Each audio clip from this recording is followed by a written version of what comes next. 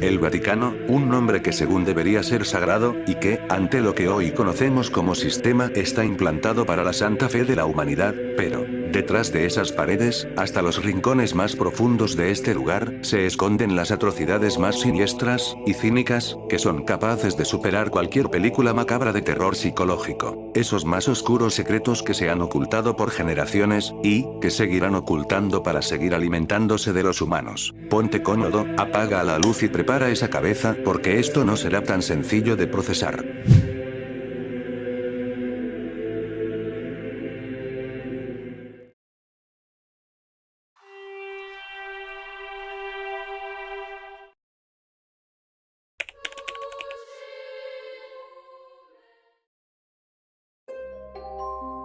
Muchas personas han notado el gran parecido entre los papas León XIII y el Papa León XIV, ya que existe un asombroso parecido físico entre ellos.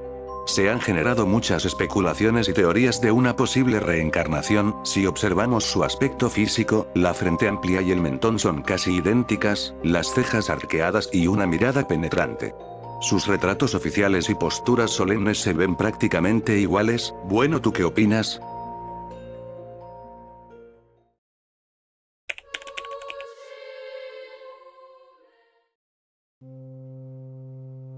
Algunos papás practicaban astrología en secreto, y eso que oficialmente la astrología era condenada. Aún así, varios líderes de la iglesia consultaban astrólogos.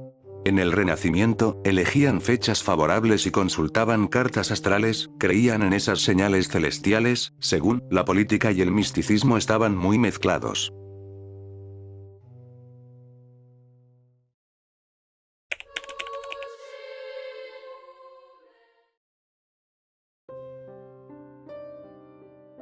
Existe un telescopio que se llama Lucifer, y hay un mito popular de personas que creen que el Vaticano es el dueño, pero no, el Vaticano no es dueño oficial del telescopio, pero sí comparte el mismo pedazo de montaña en Arizona.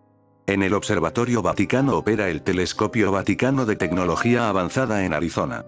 Sin embargo, justo al lado se encuentra el Gran Telescopio Binocular. Supuestamente el nombre como tal no pertenece al telescopio, sino a un instrumento de espectroscopía y cámara infrarroja gigante acoplado al telescopio LBT, el vecino del Vaticano, y fue diseñado por científicos alemanes. Tanto el instrumento LUCI, como los astrónomos jesuitas del Vaticano utilizan la tecnología infrarroja por una razón puramente científica, para así atravesar las densas nubes de polvo cósmico del espacio. La luz visible se bloquea fácilmente, pero el infrarrojo permite observar cómo nacen las estrellas y estudiar las galaxias más lejanas y antiguas del universo.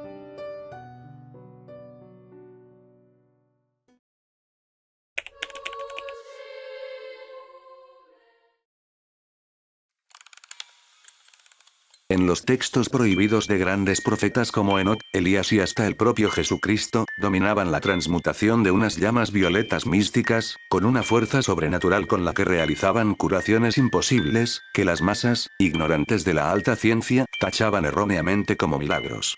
Según este fuego no está extinguido, yace o descansa atrapado en un búnker subterráneo, en las profundidades más inaccesibles del Vaticano, con acceso solo para sacerdotes y cardenales poderosos. La teoría dice que lo tienen oculto de esa forma, para canalizar milagros sin explicación aparente, como desatar catástrofes a nivel global para sus propios intereses y, lo peor, utilizar el calor de estas llamas como un arma ritual para incinerar, doblegar y eliminar a los entes y demonios más antiguos que amenazan su control desde el inframundo. Según estas llamas son altamente agresivas, incapaz de llegar al entendimiento o raciocinio humano.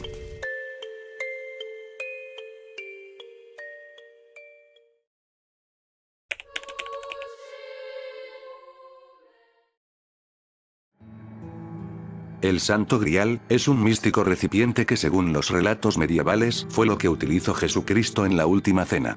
Según el significado de esta reliquia es de pureza espiritual, capaz de dar vida eterna. Durante siglos, había existido una obsesión casi enfermiza que había llevado a supuestos investigadores y sectas a buscar su paradero real, ya que se dice que el Grial no es solo un objeto, sino un canalizador. Aquel que lo posea o interactúe con él obtendrá habilidades tan poderosas que no llegarían a la lógica humana. La sabiduría sería tan profunda y distorsionada que podría causar que tu cordura se destroce por completo, así dice el mito.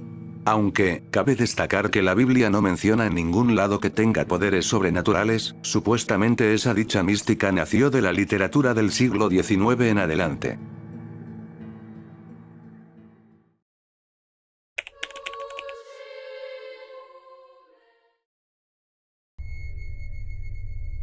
En el año 2012, fue publicado un libro llamado Las Cartas Secretas de Benedicto XVI. Esto fue todo un desmadre, pues según el libro contiene documentos privados y cartas ultra secretas que el Papa de este entonces guardaba muy bien bajo su escritorio.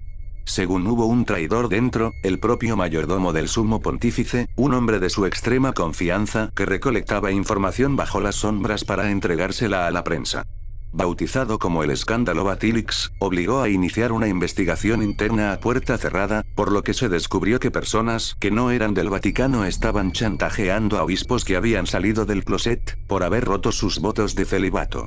Esto fue tan bochornoso que el Papa Benedicto XVI tomó la decisión de renunciar al trono de San Pedro en el 2013. Les cuento que yo busqué el libro y me salió a la venta en Amazon, y me dejó sin palabras dos cosas: la primera fue su precio, ya que cuesta casi $1000, y lo segundo fue la descripción.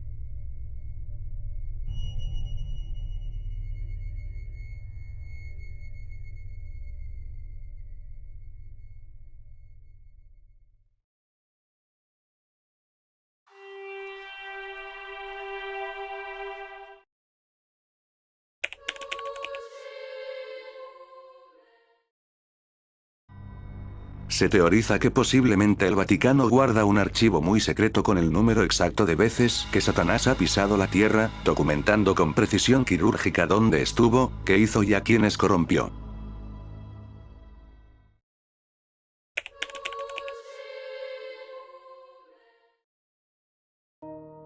Según la cúpula eclesiástica ya saben quién es precisamente el anticristo, el año de su llegada y el desmadre que éste traerá a la tierra. Supuestamente en las profecías ocultas, la iglesia sabe que no podrá hacer absolutamente nada para hacer que este mundo termine.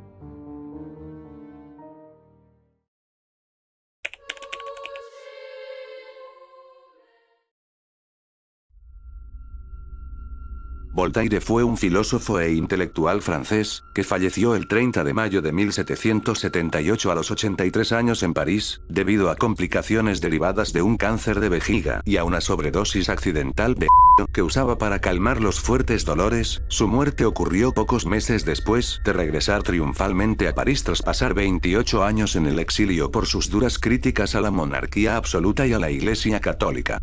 La vida de este hombre estuvo llena de sátira, juicios y exilios.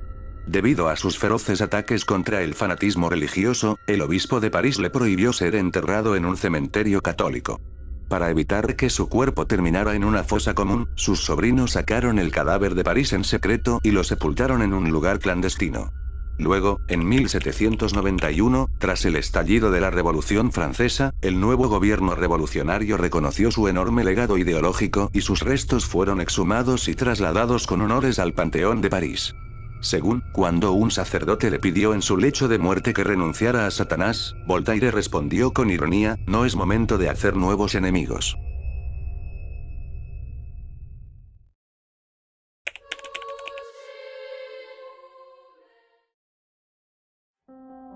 Hay un rumor que se ha escuchado desde hace mucho tiempo, en donde según Caín sigue vivo y está encarcelado en las profundidades del Vaticano.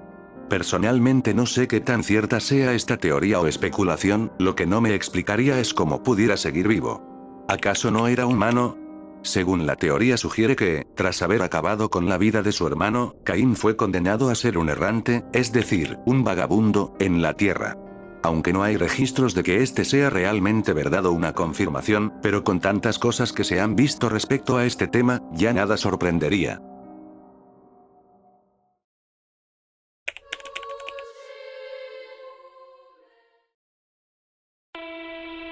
El comercio de las indulgencias se convirtió en una enorme maquinaria financiera, en donde el perdón de los pecados se convirtió en un negocio y con tarifas fijas. Esta atrocidad llegó a su punto más crítico a principios del siglo XVI.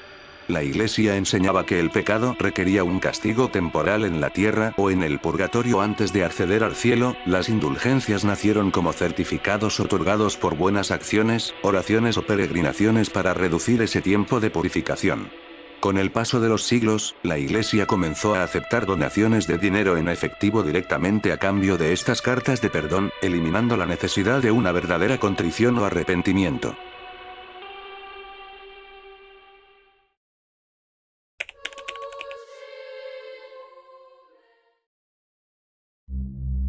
Mejor conocida como la Santa Alianza, nació durante la Batalla Fría. En el siglo XX, el Vaticano perfeccionó un sistema donde el confesionario y la sotana se convirtieron en la práctica en los mejores canales de transmisión de información del planeta. El Papa Juan Pablo II y Ronald Reagan compartían una obsesión, que era frenar el comunismo, así que crearon una alianza informal de inteligencia. La Agencia Central de Inteligencia compartía imágenes satelitales y escuchas telefónicas con Roma. El Vaticano aportaba lo que ninguna agencia tenía, el reporte humano directo desde el terreno. Polonia fue el laboratorio principal. El Vaticano canalizó unos cuantos cash de forma clandestina para financiar al sindicato anticomunista, usando el Banco Vaticano y redes de sacerdotes como mensajeros.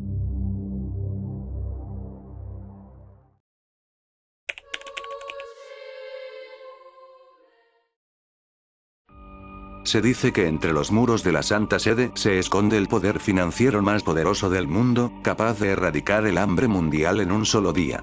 Y aunque puedan, no significa que lo hagan.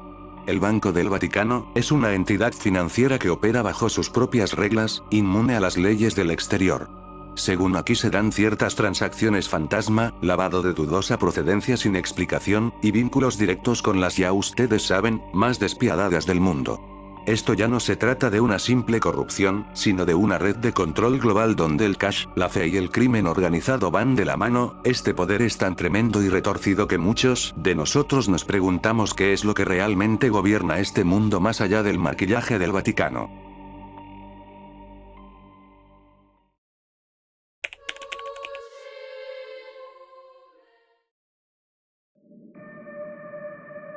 Al terminar la segunda, ya ustedes saben, tras la caída de Alemania, miles de criminales de guerra lograron evaporarse milagrosamente, cruzando el océano para ocultarse en países sudamericanos como Argentina, Chile y Brasil. La Universidad de Harvard realizó una investigación en donde documentos de viaje oficiales revelaron que altos miembros del Vaticano firmaron pasaportes y visados falsos que permitieron la huida de estos monstruos humanos. El miedo absoluto a la expansión de la Unión Soviética y el retorcido deseo de revivir el cristianismo europeo aliándose con el mismísimo mal.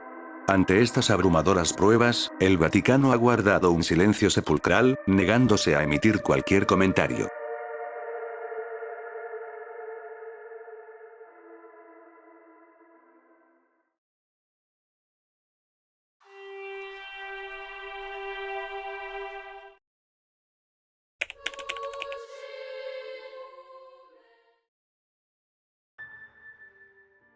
En 1810, Napoleón Bonaparte ordenó confiscar y trasladar todo el archivo secreto del Vaticano a París. Envió más de 3.200 cajas y carros repletos de documentos con la idea de centralizar toda la historia de Europa en un gigantesco archivo imperial en Francia.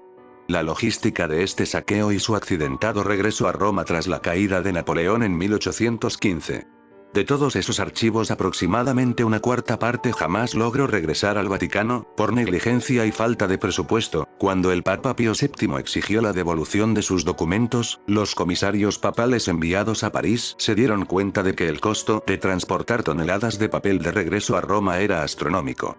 Al no tener suficiente dinero, ordenaron quemar miles de folios y vender otros tantos por peso como papel usado a carniceros y tiendas parisinas para envolver mercancía. Para abaratar aún más el transporte, se trituraron y destruyeron de forma masiva los registros completos de los procesos de la Inquisición, vendiéndose el material a fábricas de cartón francesas. Muchos legajos históricos terminaron en manos de coleccionistas privados o se entregaron por error en lugares equivocados del trayecto.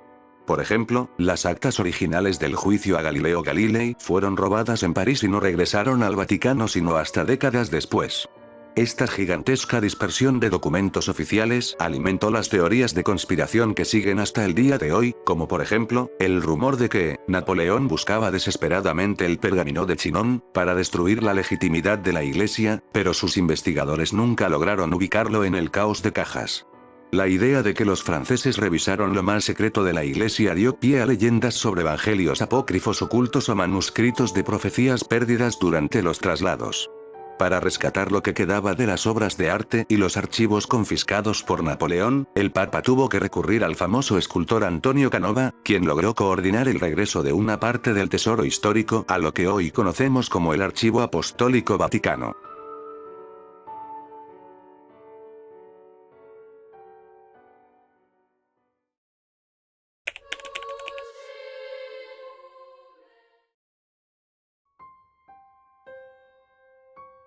Galileo Galilei defendía la teoría de que la Tierra gira alrededor del Sol, lo cual contradecía la interpretación literal de las sagradas escrituras de la época. Esto llevó a que la Inquisición lo condenara a prisión perpetua, pena que el Papa Urbano VIII conmutó por arresto domiciliario de por vida.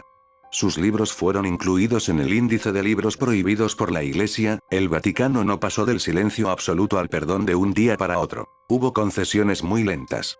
Para 1741, el Papa Benedicto XIV autorizó la publicación de las obras científicas completas de Galileo.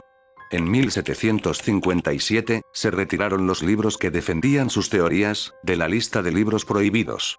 Luego, en 1822 la Iglesia permitió formalmente la impresión de libros que enseñaran el movimiento de la Tierra como un hecho físico y no solo como una hipótesis.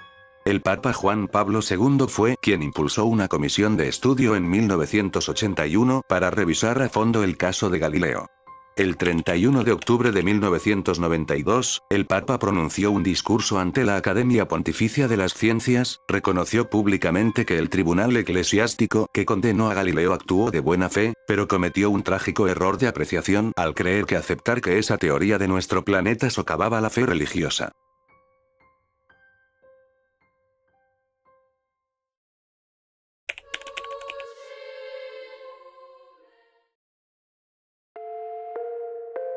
Miguel Ángel Buonarroti plasmó sus profundos conocimientos de anatomía humana, adquiridos realizando autopsias clandestinas en cadáveres, en el techo de la capilla más sagrada del Papa. En 1990, el médico Frank Maschberger descubrió que el manto flotante que rodea a Dios es una copia exacta de un cerebro humano de perfil. Se pueden identificar con precisión el lóbulo frontal, el quiasma óptico, el tronco encefálico y la arteria vertebral. Lo que quiere decir que Dios no solo le dio la vida a Adán, sino también el intelecto y el conocimiento. Es una declaración humanista: la mente humana es de origen divino, no un peligro para la fe. En 2010, los neuroanatomistas Rafael Tamargo e Ian Sut demostraron que el cuello de Dios en esta escena luce extraño y deforme de forma deliberada. Al superponer la imagen, el cuello coincide perfectamente con una vista anatómica del tronco del encéfalo, la glándula pineal y el nervio óptico. Miguel Ángel pintó este órgano justo en la garganta de Dios, sugiriendo que la voz divina opera a través de la razón y la biología humana. En la pared del altar, San Bartolomé sostiene su propia piel desollada como símbolo de su martirio. Miguel Ángel pintó su propio autorretrato deforme en esa piel vacía. Era su forma de expresar su tormento psicológico, su culpa religiosa y su desprecio por la corrupción de la corte papal que lo obligaba a pintar en lugar de esculpir. Miguel Ángel era un hombre profundamente espiritual, pero detestaba la opulencia y el control autoritario del Vaticano sobre el conocimiento. Al pintar la anatomía humana dentro de las figuras divinas, dejó un mensaje encriptado: el acceso a Dios y a la verdad está dentro del propio cuerpo y la mente del hombre, sin necesidad de intermediarios eclesiásticos.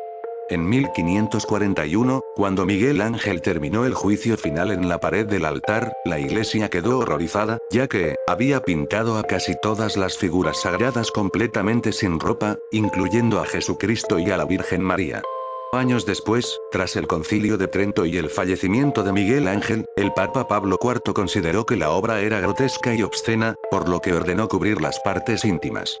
El encargo recayó en Daniele da Volterra, un discípulo de Miguel Ángel. La historia lo castigó con el apodo despectivo como el pintor de calzones, por pintar taparrabos y telas encima de la obra de Miguel Ángel.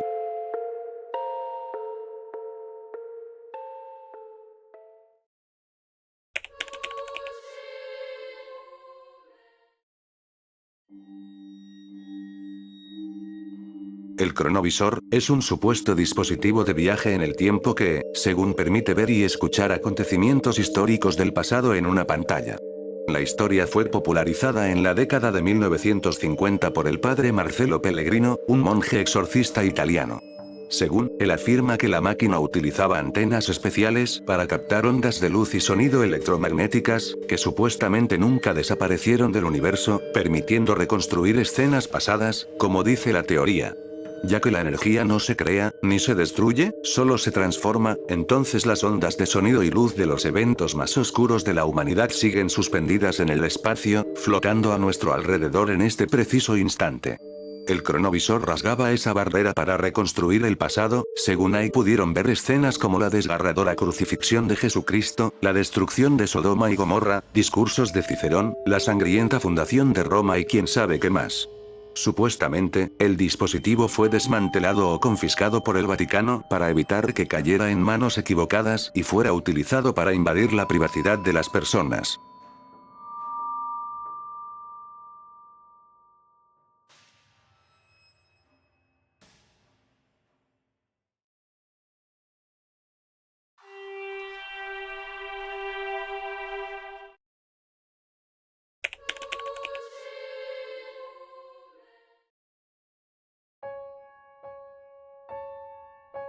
Hay ciertas sospechas que incluso están censuradas en ciertos archivos que están secretamente clasificados dentro del Vaticano. Se rumorea que, por siglos han ocultado la verdad sobre Jesucristo, según la existencia del Mesías era solo un malentendido que se extendió de forma masiva, un mito artificial y fríamente cambiado para manipular la mente humana a través de la culpa y la fe, impuesto por el poder romano.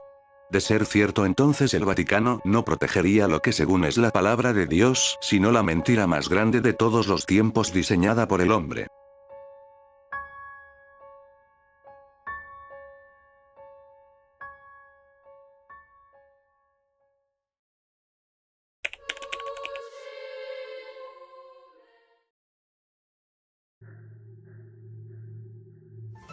Resulta y acontece que la modelo brasileña Natalia Gariboto, expuso públicamente una imagen de ella en la que vestía como una colegiala, y la cuenta oficial del Papa Francisco interactuó directamente con ella.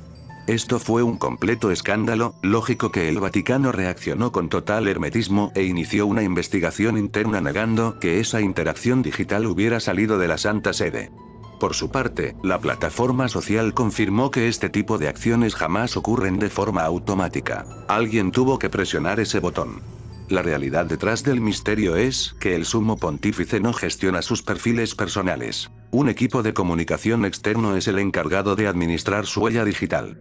Sin embargo, deja mucho que pensar, ya que hay muchas cosas que nos han enseñado y sobre todo ciertos mensajes subliminales de lo que puede haber detrás de esas santas paredes celestiales.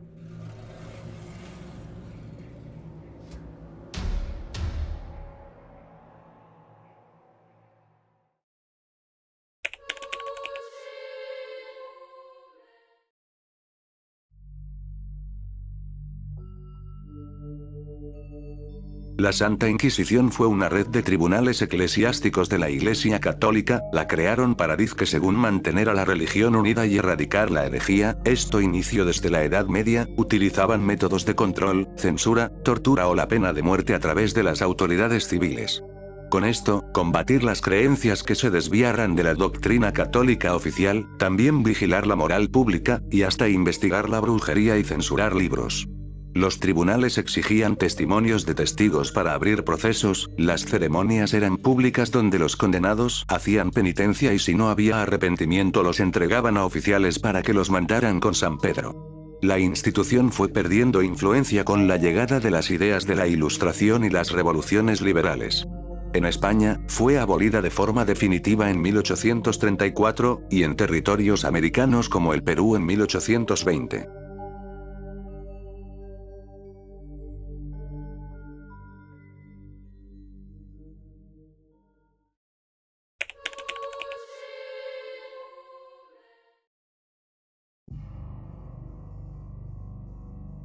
La Basílica de San Pedro se asienta sobre un inmenso cementerio pagano conocido como la Necrópolis Vaticana. La construcción encima de estas tumbas no fue un accidente, sino una decisión por una razón muy específica. Originalmente era una colina abierta fuera de los límites de la Roma antigua, se convirtió en un cementerio para familias romanas adineradas, lleno de mausoleos de piedra. Albergaba tumbas paganas con frescos de dioses como Apolo, ritos de cremación y símbolos de la mitología romana. Justo al lado de este cementerio estaba el circo de Calígula y Nerón. En ese circo se ejecutaba a los primeros cristianos, incluido el apóstol San Pedro, quien fue crucificado boca abajo en el año 64 o 67. Los cristianos enterraron su cuerpo en una tumba humilde y clandestina dentro del cementerio pagano vecino.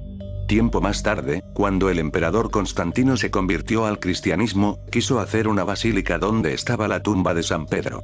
Para lograrlo en una ladera, ordenó llenar de tierra y sepultar intactos todos los mausoleos paganos para usarlos como cimientos. El cementerio pagano quedó perfectamente conservado bajo el suelo, congelado en el tiempo. Luego, el Papa Pío XII ordenó excavaciones secretas bajo la basílica buscando la tumba del apóstol. Los arqueólogos rompieron el suelo y descubrieron la ciudad de los muertos intacta, con pasillos, calles y mausoleos familiares de ricos romanos. Encontraron una pared roja con inscripciones en griego que decía: Pedro está aquí. Lo raro fue que, sus restos se encontraban junto a los huesos de una persona que parecía ser del siglo I.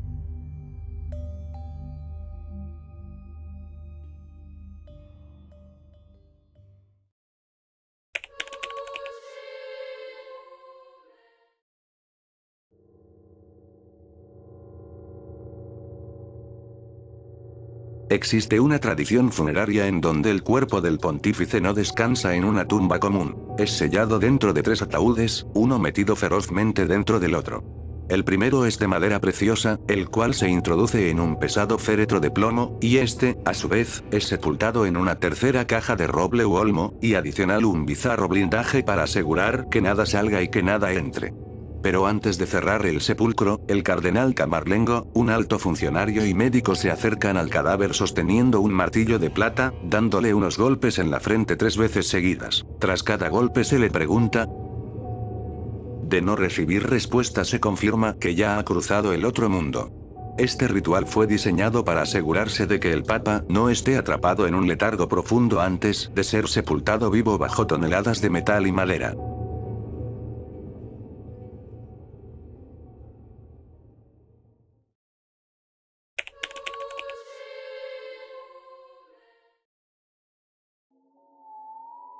La relación entre la mafia italiana y el Vaticano va más que todo por el lavado de money, corrupción y complicidad. Aproximadamente en la década de 1970 y 1980, el Banco Vaticano estuvo al borde de un colapso financiero masivo vinculado a la mafia siciliana. Este turbio entramado resultó en el misterioso asesinato en Londres de Roberto Calvi, conocido como el banquero de Dios. Durante décadas, clérigos corruptos colaboraron con el crimen organizado, permitiendo el lavado de capitales y ocultando fondos ilícitos. Históricamente, la mafia buscó blanquear su imagen financiando a la iglesia, e incluso recibió favores inusuales, como el entierro de un poderoso jefe de la banda de la Magliana dentro de una basílica vaticana.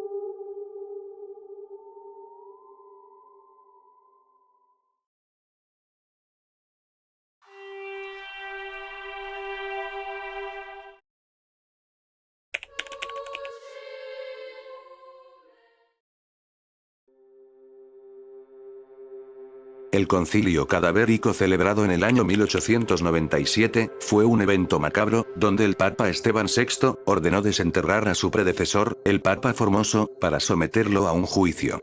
Los restos del Papa Formoso, llevaban entre 7 y 9 meses descomponiéndose, el cadáver fue exhumado, vestido con los ornamentos papales y sentado en un trono en la Basílica de San Juan de Letrán.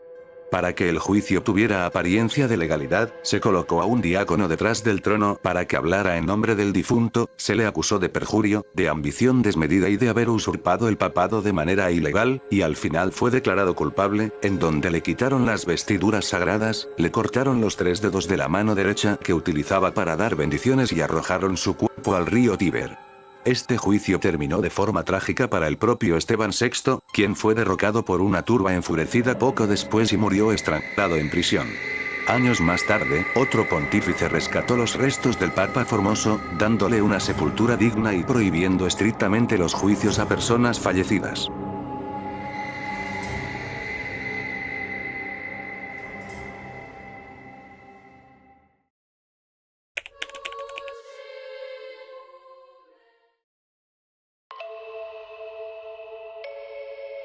Este suceso dentro del Vaticano no es nada nuevo, y mucho menos reciente, se remonta a mucho tiempo atrás.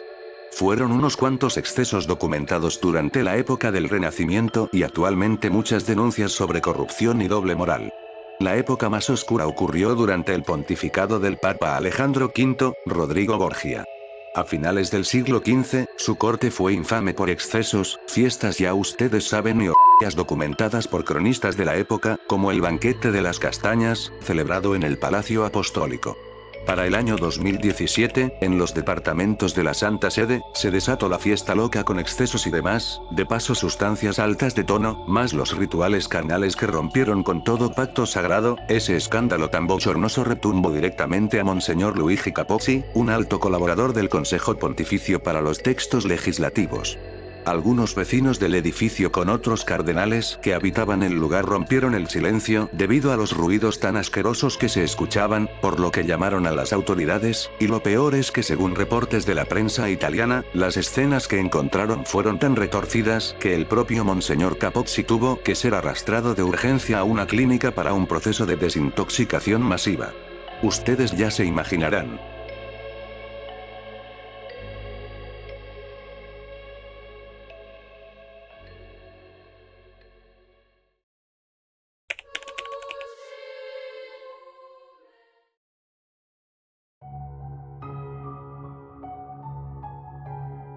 El siglo X fue una era de depravación bautizada por los historiadores como la gracia o el gobierno de las cortesanas o meretrices.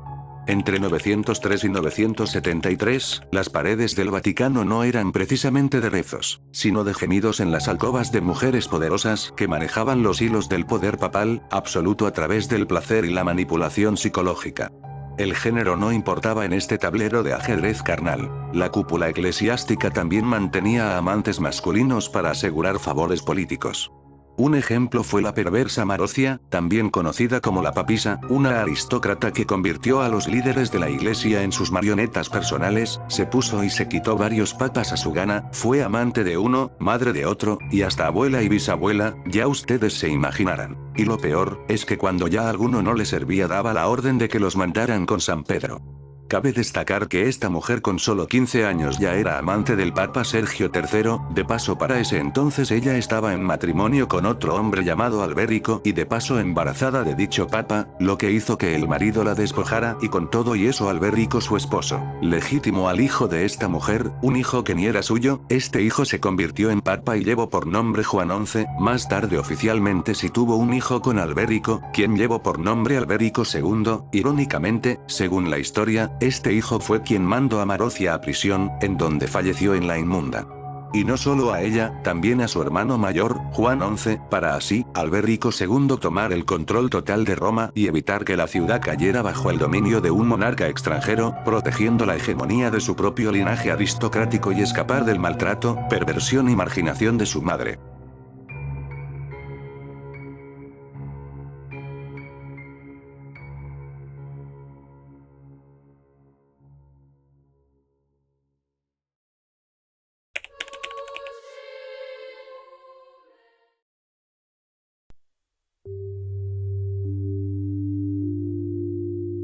La historia de la papisa Juana, una mujer que se disfrazó de hombre para ser papa y que logró ascender en la jerarquía católica y se convirtió en la supuesta única mujer papa de la historia. Según los relatos del siglo XIII, Juana nació en Alemania o Inglaterra. Adoptó el nombre de Juan Anglicus y se hizo pasar por varón para acceder a la educación y la vida eclesiástica, ascendiendo hasta ser elegida pontífice. Su engaño fue descubierto de manera dramática cuando dio a luz en plena calle durante una procesión papal, tras lo cual se dice que murió trágicamente. Algunas teorías sugieren que su muerte fue debida en el acto del parto, por falta de asistencia médica, y claro como no. Dio a luz en la calle. Otras teorías cuentan que, el parto desató la furia en la multitud romana y al sentirse engañados, los ciudadanos la amarraron a la cola de un caballo, la arrastraron por las calles y la apedrearon hasta matarla.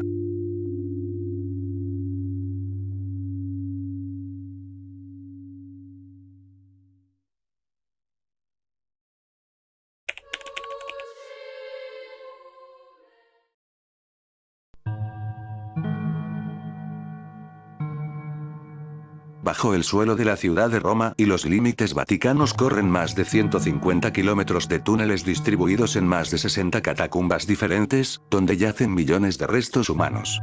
Debido a que la ley romana prohibía enterrar a los muertos dentro de los muros de la ciudad y la tierra en la superficie era muy costosa, los primeros cristianos y judíos excavaron túneles en la roca volcánica blanda fuera de las murallas. Aunque no es una catacumba propiamente, es el espacio subterráneo más explícito y perturbador de Roma, ubicado bajo la iglesia de Santa María de la Concepción. Contiene los restos de unos 4.000 frailes capuchinos recolectados entre 1528 y 1870. Los huesos no están guardados, sino que fueron utilizados como material de construcción para decorar las paredes y techos de 5 capillas. Hay lámparas hechas de vértebras, relojes de arena construidos con fémures y nichos estructurados con miles de calaveras. Incluso hay esqueletos enteros vestidos con sus hábitos colgados de los techos. A la entrada del lugar hay una placa grabada en piedra con una frase directa para los visitantes. Lo que ustedes son ahora, nosotros lo fuimos. Lo que nosotros somos ahora, ustedes lo serán.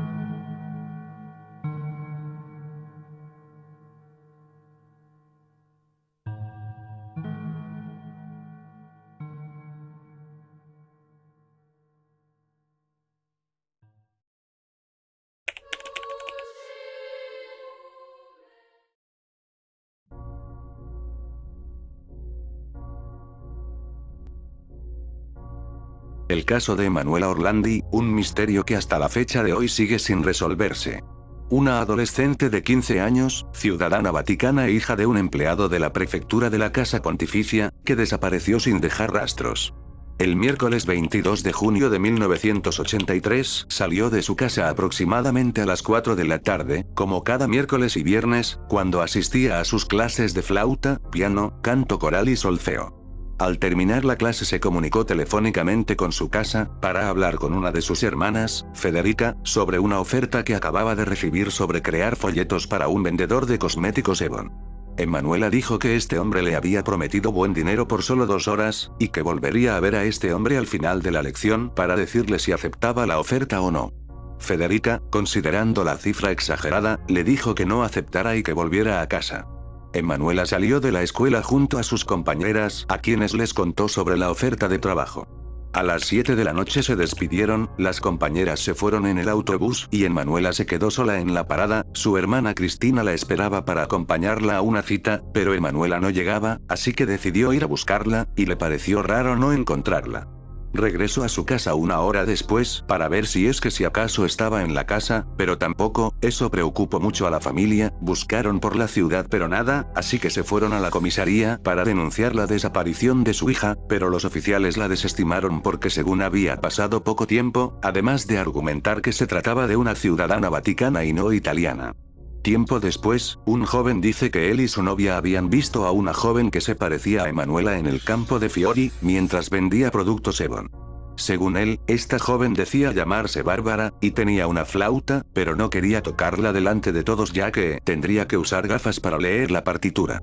Luego, un hombre que se hacía llamar Mario llamó por teléfono a la familia y afirmó ser propietario de un bar cerca de Ponte Vittorio, entre el Vaticano y la escuela de música. Relató que conocía a un niño y otras 2 niñas que en esos días vendían productos Avon. Una de ellas era una joven de Venecia llamada Bárbara, que le había confesado que se había fugado, pero le dijo que volvería a casa para la boda de su hermana.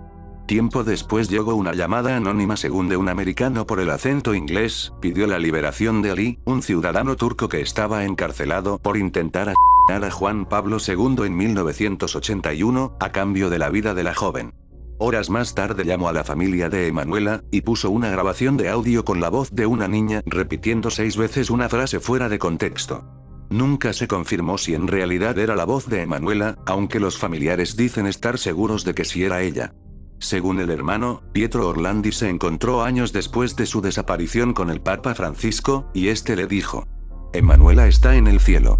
Pietro se dio cuenta de que el Papa sabía algo, incluso intentó volver a reunirse con el Papa, pero nunca se le concedió una audiencia. Algunas teorías dicen que pudo haber sido la banda Magliana quien las otras fuentes sugieren que la joven fue víctima de una red de abusos en el entorno de la Santa Sede y posteriormente silenciada, y según otras investigaciones dicen que el tío tuvo algo que ver, ya que la hermana confesó que Emanuela recibió avances morbosos por parte de él. Algo que me parece curioso es que ella fue mencionada en el libro del que ya les había comentado anteriormente, Las cartas secretas de Benedicto XVI, en donde decía que fue raptada para fiestas, ya ustedes saben. La verdad, todo este caso es un misterio y quién sabe qué pudo haber sido del paradero de Emanuela.